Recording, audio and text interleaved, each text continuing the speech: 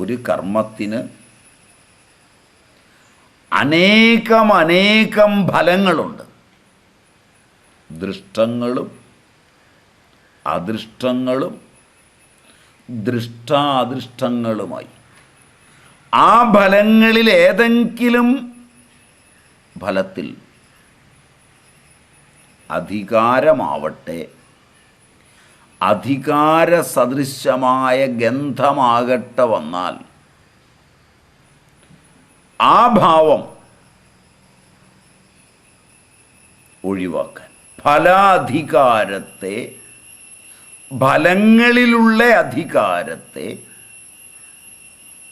അതിൻ്റെ ലാഞ്ചന വന്നാൽ ഇല്ലാതാക്കാൻ അങ്ങേയറ്റം ശ്രദ്ധിക്കുക. വിത്തേഷണ ശമിക്കുവാൻ കാരണമാകുന്ന വിത്തം, മണി ഓർ കൈൻഡ്. ധാരേഷണ ഭാര്യാദി സുഖങ്ങൾ. ലോകേഷണ പ്രശസ്തി മുതലായവ. ഇങ്ങനെ കർമ്മങ്ങൾക്ക് 3 വിധത്തിൽ അനേകം ഫലങ്ങളുണ്ട്. മഹാഭാരതാന്തർഗതമായ ഭഗവത്ഗീത, അതിലെ 47-ാം ശ്ലോകം, 2-ാം അധ്യായത്തിൽ. മഹാഭാരതാന്തർഗതമായ ഭഗവത്ഗീതയുടെ 2-ാം അധ്യായം സാഖ്യയോഗമാണ്. അതിനെ സാഖ്യ സന്ദർഭമെന്നും സ്ഥിതപ്രജ്ഞ ലക്ഷണമെന്നും 2ആയി തിരിക്കാം. അതിലെ സാഖ്യ സന്ദർഭത്തിലെ ഭാഗം നാം ശ്രദ്ധിച്ചു കാണുകയാണ്. അതിൻ്റെ 2ാമത്തെ ഭാഗമാണ് ഈ യോഗ ഭാഗം. അതിൽ യോഗബുദ്ധിയെ ഭഗവാൻ ഉപദേശിക്കുന്നിടത്ത് 47-ാം ശ്ലോകത്തിൽ കർമ്മണ്യേ വാധികാരസ്തേ മാ ഫലേഷു കദാചന മാ കർമ്മ ഫലഹേതുർഭൂഹു മാതേ സങ്കോസ്ത്വ കർമ്മണി എന്ന ശ്ലോകമാണ് നമ്മൾ എടുത്തു വരുന്നത്. ഉപദേശകർത്താവിൻ്റെ ഈ ചിന്തയെ, ഈ ദർശനത്തെ, കർമ്മദർശനത്തെ അർജുനൻ ഉപദേശിക്കുന്ന ഭഗവത് ചിന്തയുടെ സാരല്യത്തെ അന്വേഷിക്കുമ്പോൾ ഭഗവാന്റെ പ്രവർത്തനങ്ങളെ, ശ്രീകൃഷ്ണ പരമാത്മാവിൻ്റെ പ്രവർത്തനങ്ങളെ, ദ്വാരകയെ കംസനിൽ നിന്ന് മോചിപ്പിച്ച് അതിനധികാരിയായ അദ്ദേഹത്തിൻ്റെ പിതാവിൻ്റെ കൈകളിലേക്ക് ഏൽപ്പിക്കുമ്പോൾ അലൗകികമായ ആ ത്യാഗം, ഇതാണ് കഴിഞ്ഞ ഭാഗം വരെ നാം കണ്ടത്. മധുരയെ, ദ്വാരകയല്ല മധുരയെ, അത് കഴിഞ്ഞ് ദ്വാരകയെ സൃഷ്ടിച്ച്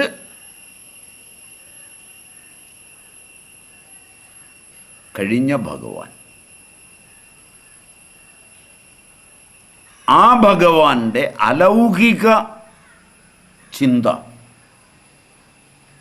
അദ്ദേഹമാണ് പറഞ്ഞത് കർമ്മണ്യേ വാധികാരസ്തേ മാ ഫലേഷു കദാചന.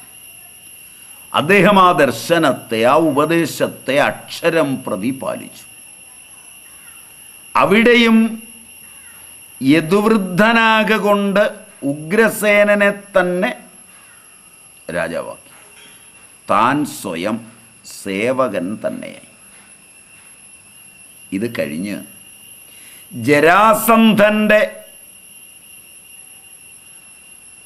വധവും ചെയ്യിച്ച് അവിടെ സഹദേവനെ സിംഹാസനത്തിലിരുത്തി.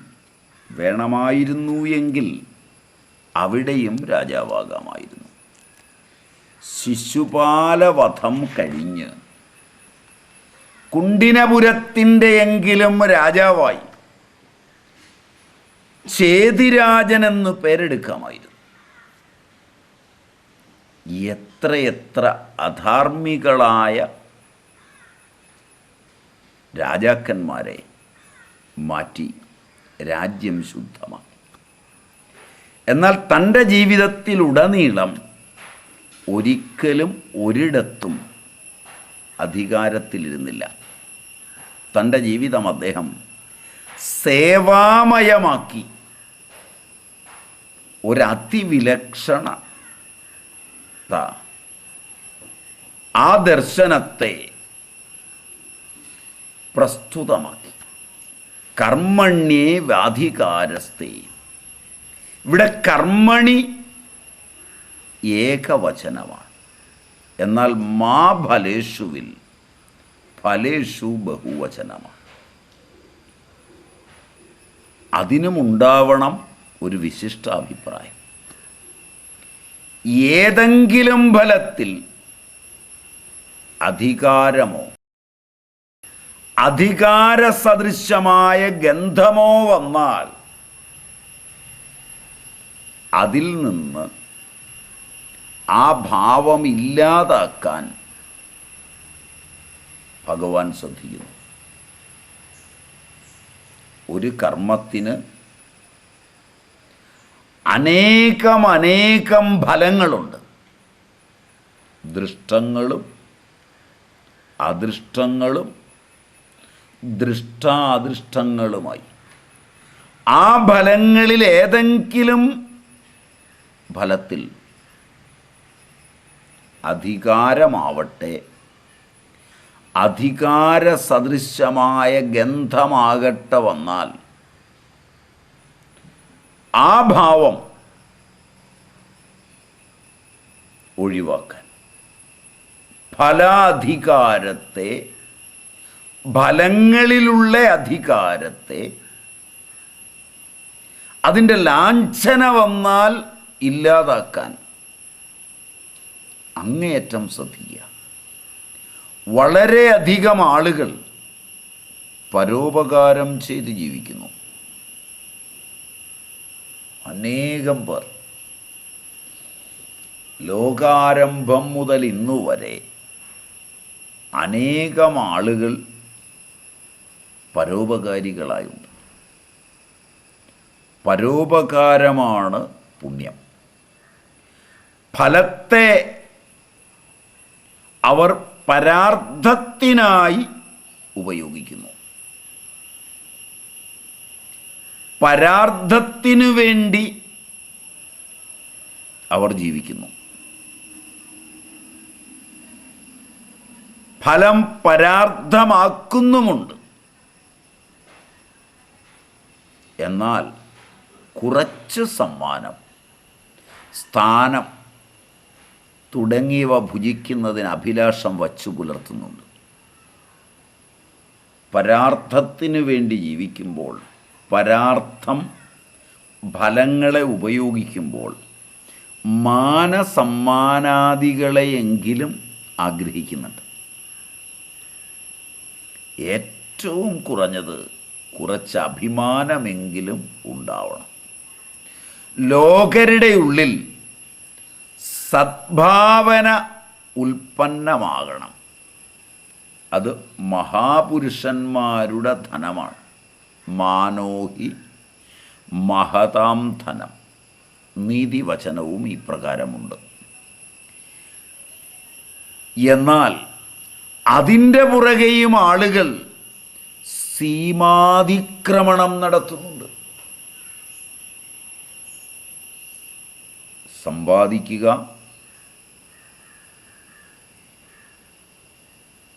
അതും അനേകം ദ്രവ്യങ്ങൾ സമ്പാദിച്ചു കൂട്ടുക, ധനം സമ്പാദിച്ചു വയ്ക്കുക ഒക്കെയായി ഓടിക്കഴിഞ്ഞ് ലോകേഷണാപരമായി അനേകം വിധത്തിലുള്ള മാനസമ്മാനാദികൾക്ക് ശ്രമിക്കുക.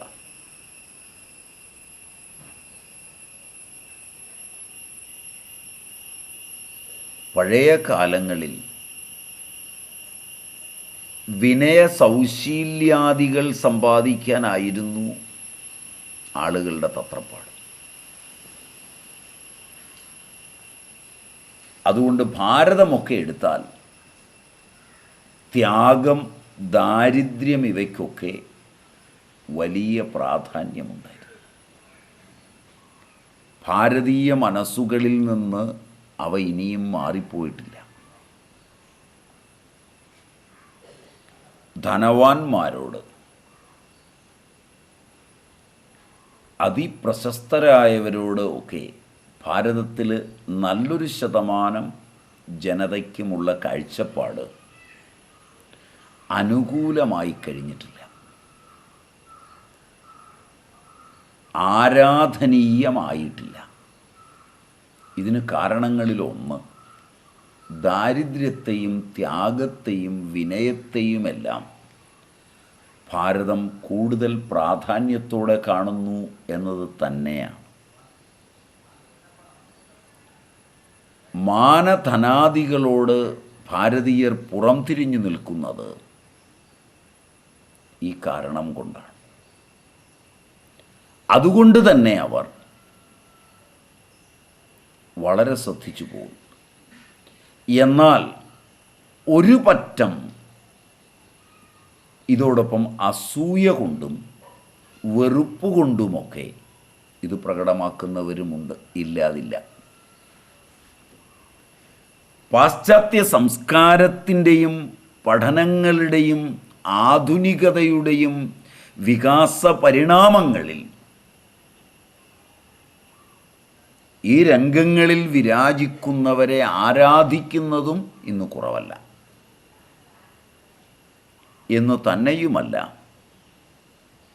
ലോകത്തിൻ്റെ ആരാധന തനിക്കുണ്ട് എന്ന് ലോകത്തെ തന്നെ ബോധ്യപ്പെടുത്തുന്നതിന് താൻ തന്നെ പണം ചെലവഴിച്ച്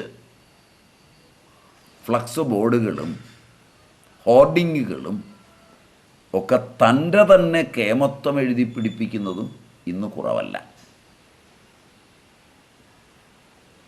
ഇതെല്ലാം ഒരുതരം വ്യാവസായിക പ്രക്രിയയായി മാറുന്നില്ലേ എന്നും സംശയിക്കാവുന്നതാണ്. ഇങ്ങനെയൊക്കെ ആണെങ്കിലും ഭാരതീയ പൈതൃകം നഷ്ടപ്പെടാതെ ഇന്നും നിലനിൽക്കുന്നിടങ്ങളിൽ നോക്കിയാൽ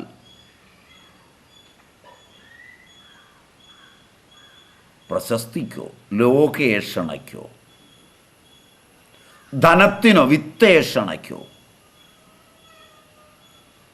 സ്ത്രീവിഷയകങ്ങളായ സുഖങ്ങൾക്കോ ദാരേഷണയ്ക്കോ പ്രാധാന്യം കൊടുക്കാതെ വളരെയധികം ആളുകൾ മുന്നേറുന്നുണ്ട്. ഇപ്പോൾ ലോകരുടെ ഉള്ളിൽ സദ്ഭാവന ഉൽപ്പന്നമാകാൻ അത് മഹാപുരുഷന്മാരുടെ ധനം തന്നെയാണ്. മാനോഹി മഹതാം ധനം, നീതിവചനവും അപ്രകാരമുണ്ട്. എന്നാൽ അതിൻ്റെ പുറകെയും ആളുകൾ ഇന്ന് അതിരുകളെല്ലാം ലംഘിച്ചു നീങ്ങുന്നത് കാണാം. അതും ഒരതിർത്തിക്കുള്ളിലാകണം. ഏഷണാത്രയങ്ങളെ ഒരളവിൽ നിലനിർത്തി മര്യാദാമസൃണമായി കൊണ്ടുപോകണം. ഒന്നും സീമാതിക്രമണം നടത്തരുത്, അതിര് കടക്കരുത്. ഭഗവാൻ ശ്രീകൃഷ്ണൻ ഫലേഷു ഈ ബഹുവചനത്തെയും തൻ്റെ ജീവനിൽ ചേർത്ത് കാണിച്ചു. വിത്തേഷണ ശമിക്കുവാൻ കാരണമാകുന്ന വിത്തം, മണി ഓർ കൈൻഡ്. ദാരേഷണ ഭാര്യാദി സുഖങ്ങൾ. ലോകേഷണ പ്രശസ്തി മുതലായവ. ഇങ്ങനെ കർമ്മങ്ങൾക്ക് 3 വിധത്തിൽ അനേകം ഫലങ്ങളുണ്ട്. അതുകൊണ്ട് ഇവിടെ ഫലേഷു എന്ന് ബഹുവചന പ്രയോഗം മഹാഭാരത യുദ്ധത്തിൽ യുധിഷ്ഠിരന് അശ്വമേധയാഗം നടത്തണമെന്ന് ഇച്ഛയുണ്ടായി. ഭഗവാന്റെ ജീവിതത്തിലെ ഒരു ഉദാഹരണത്തിൽ നിന്ന് നമുക്ക് നോക്കാം. യുധിഷ്ഠിര മഹാരാജാവ് അശ്വമേധത്തിന് ആഗ്രഹിച്ചു. രാജാക്കന്മാർ ഇത് മഹത്വപൂർണമായ യജ്ഞമെന്ന് മാനിക്കുന്നതാണ്. ഒരു രാജാവിൻ്റെ ജീവിതാഭിലാഷങ്ങളിൽ പ്രധാനമാണ് അശ്വമേധം, രാജസൂയം. മഹാഭാരത യുദ്ധം കഴിഞ്ഞ് അശ്വമേധത്തിനാണ് യുധിഷ്ഠിരൻ ആഗ്രഹിച്ചത്. കാരണം രാജസൂയം നേരത്തെ നടത്തിയിരുന്നു. പകുതി രാജ്യം ലഭിച്ച സമയത്ത് യുധിഷ്ഠിരൻ ആദ്യം രാജസൂയം നടത്തിയിരുന്നു. ഇനി അശ്വമേധം നടത്തുവാൻ അദ്ദേഹം ആഗ്രഹിച്ചു. ഭഗവാൻ ശ്രീരാമചന്ദ്രനും അശ്വമേധം നടത്തിയിരുന്നു. അതിൽ തൻ്റെ തന്നെ അപരിചിതപുത്രന്മാരായ ലവകുശന്മാരുമായി യുദ്ധമുണ്ടായി.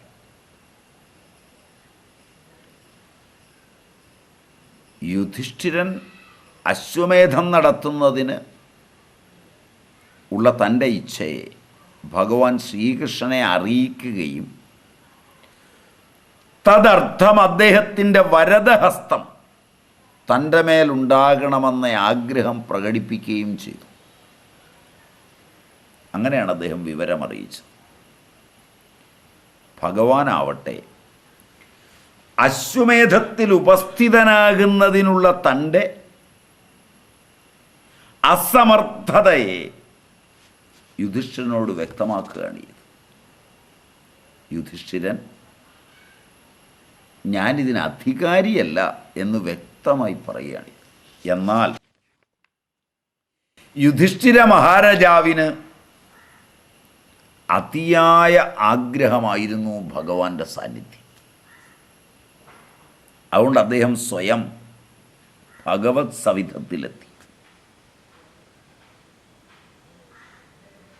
അവിടെ വന്ന് അദ്ദേഹത്തെ കണ്ട് അങ്ങയുടെ സാന്നിധ്യമില്ലാതെ കാര്യം നടത്താൻ ആവില്ല എന്ന് പറയുകയും ചെയ്തു. എന്നു തന്നെയല്ല, ഇത്രമാത്രം ഭാരിച്ച ഉത്തമ കർമ്മത്തിൽ അങ്ങ് നിരുത്സാഹം കാണിക്കുന്നത് ഉചിതമല്ല എന്ന ആളുകൾ കരുതുമെന്നും പറഞ്ഞു. എന്നു തന്നെയുമല്ല, അങ്ങയെയാണ് അഗ്രപൂജയ്ക്ക് കരുതുന്നതെന്നും പറഞ്ഞു. അങ്ങയുടെ തന്നെ അഭിപ്രായം നാനവാപ്തം അവാപ്തവ്യം വർത്തയേവച കർമ്മണി എന്നായിരിക്കെ അങ്ങീ ക്ഷണം സ്വീകരിച്ചേ മതിയാവൂ എന്ന് യുധിഷ്ഠിരൻ വ്യക്തമാക്കി. മറ്റു കാരണങ്ങളില്ലാത്ത ഈ ആഗ്രഹം മുന്നിലെത്തിയതിനാൽ ഭഗവാൻ പറഞ്ഞു, ഒരു ഉറപ്പിന്മേൽ വരുന്നതിനുള്ള തീരുമാനം സ്വീകാര്യമാണ്. ഒരു ഉറപ്പ് വേണം. യുധിഷ്ഠിരൻ പറഞ്ഞു, ഒന്നല്ല 100 തീരുമാനമായിക്കൊള്ളട്ടെ എന്നായി. യുധിഷ്ഠിരൻ പറഞ്ഞു, ഞങ്ങൾക്ക് അങ്ങയിൽ പൂർണ്ണ വിശ്വാസമാണ്. അങ്ങയുടെ തീരുമാനങ്ങളെല്ലാം ഉപകാരാർത്ഥമാണ്. അല്ലാതെ ഒരു തീരുമാനവും അങ്ങയിൽ നിന്നുണ്ടാവില്ല. എന്താണ് വ്യവസ്ഥയെന്ന് അങ്ങ് പറഞ്ഞാലും. ഭഗവാൻ പറഞ്ഞു, ഞാൻ അശ്വമേധത്തിൽ പങ്കെടുക്കും, എന്നാൽ പൂജയിൽ ഉപസ്ഥിതനാവില്ല. യുധിഷ്ഠിരൻ പറഞ്ഞു, ഇതെന്ത് ഭഗവാനെ, അങ്ങ് പരമപൂജ്യനാണ്, അഗ്രപൂജായോഗ്യനാണ്. അങ്ങെങ്ങനെ പൂജയിൽ പങ്കെടുക്കാതിരിക്കും? ഭഗവാൻ കൃഷ്ണൻ പറഞ്ഞു, അങ്ങിപ്പോൾ അഗ്രപൂജയുടെ പേര് കൊണ്ടുവന്ന പോലെ ഞാൻ അഗ്രപൂജയിലല്ല, പൂജയിൽ തന്നെ പങ്കെടുക്കില്ല. യുധിഷ്ഠിരൻ തുടർന്നു, ഭഗവാനെ, ഇതെന്തൊരു വിലക്ഷണമായ കരാറാണ്. അങ്ങ് അഗ്രപൂജയ്ക്ക് യോഗ്യനാണ്. ഇത് ഭീഷ്മപിതാമഹാദി ജ്ഞാനികൾ തന്നെ നിശ്ചയിച്ചിട്ടുള്ളതാണ്. ഇപ്പോൾ അങ്ങ് പൂജ തന്നെ സ്വീകരിക്കില്ല എന്നത് എന്തൊരു വിഡംബനമാണ്. ശാസ്ത്രങ്ങൾ പറയുന്നത്, അപൂജ്യ എത്ര പൂജ്യന്തെ പൂജ്യായാം ച വ്യതിക്രമ ചത്വാരി തസ്യ നശ്യന്തി ആയുർവിദ്യ യശോ ബലം എന്നാണ്. ഇത് നാം നേരത്തെ വിശദീകരിച്ചിട്ടുണ്ട്. ഭീഷ്മദ്രോണാദികളെ മുമ്പിൽ കണ്ടപ്പോൾ വിഷമിക്കുന്ന അർജുനൻ അപൂജ്യരെ പൂജിക്കുക, പൂജ്യന്മാരായവരെ പൂജിക്കാതിരിക്കുക, വ്യതിക്രമം വരിക, ആയുസ്, വിദ്യ, യശസ്, ബലം നാലും നഷ്ടമാകുമെന്നാണ്. അസൂയ കൊണ്ട്, വെറുപ്പ് കൊണ്ട്, സങ്കുചിതങ്ങളായ ചിന്തകളെ കൊണ്ട് പലപ്പോഴും പൂജ്യ വ്യതിക്രമം നമ്മുടെ നാട്ടിൽ നടക്കുന്നുണ്ട്. കാര്യലാഭത്തിനായി ഓടുമ്പോൾ അധികാരമത്തുകൊണ്ട് പൂജ്യ വ്യതിക്രമം നടക്കും.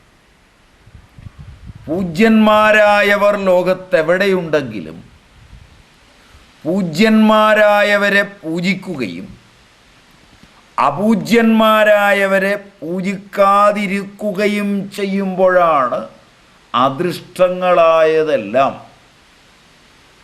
ഒരു അദൃഷ്ടമായ അനുഗ്രഹാദികൾ ആയുസ്സിനെ സംബന്ധിച്ച്, വിദ്യയെ സംബന്ധിച്ച്, യശസ്സിനെ സംബന്ധിച്ച്, ബലത്തെ സംബന്ധിച്ച് ഇവ നാലും. ആയുസ് എന്നത് ശരീരം, ഇന്ദ്രിയം, മനസ്സ്, ആത്മ, ഇതിൻ്റെ സംയോഗമാണ്. പൂജ്യപൂജാ വ്യതിക്രമം വരുമ്പോൾ ഇന്ദ്രിയാധിഷ്ഠാതൃദേവതകളും മനസ്സുമെല്ലാം തപിക്കും. അത് കോശാന്തര വ്യാപാരങ്ങളെ മാറ്റിമറിക്കുമ്പോഴാണ് സ്മൃതിയിലും ധൃതിയിലും ധീയിലുമെല്ലാം വിഭ്രംശമുണ്ടാകും. അത് ബലഹാനിക്കും രോഗങ്ങൾക്കുമെല്ലാം കാരണമായി തീരും.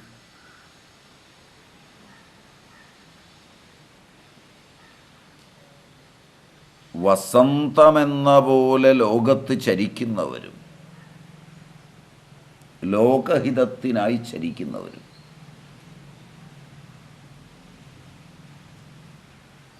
കെട്ടടങ്ങി